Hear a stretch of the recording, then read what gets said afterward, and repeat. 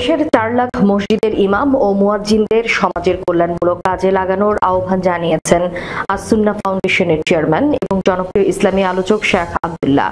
বুধবার রাতে নিজের ভেরিফাইড ফেসবুক পেজে দেওয়া এক পোস্টে তিনি বলেন, এদেশের শহর গ্রামে পাহাড় সমতলে মানবদেহের শিরা উপশিরার মতো প্রায় 4 লাখ মসজিদের বিশাল বড় নেটওয়ার্ক ছড়িয়ে আছে।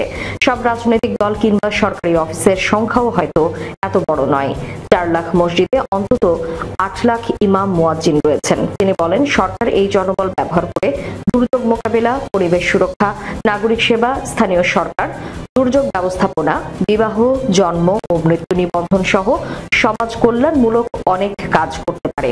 ধর্মীয় আবেগ ও অনুভূতি এই মাটির বাস্তবতা।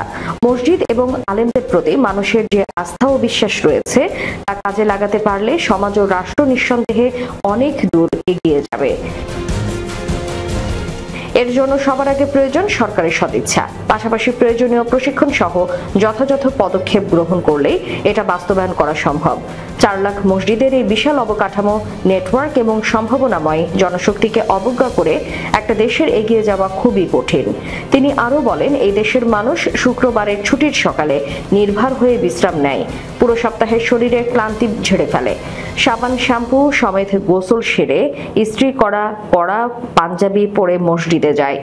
সপ্তাহের সবচেয়ে ফ্রেশ সময়ে উৎসুক শ্রোতা হয়ে হাজির হয় জুমার নামাজে। শুক্রবার দুপুর 12:30 থেকে 1:30 পর্যন্ত সময়ের মধ্যে প্রত্যেক মসজিদে যদি গড়ে 150 মুসল্লি উপস্থিত হন, তবে দেশের 4 লাখ মসজিদে একত্রিত হন প্রায় 6 কোটি মানুষ, আর তাদের পেছনে থাকে তাদের পরিবার। জুমার মিম্বারের মতো এত বড় মিডিয়া ব্যবহার করে কত কিনা করা সম্ভব।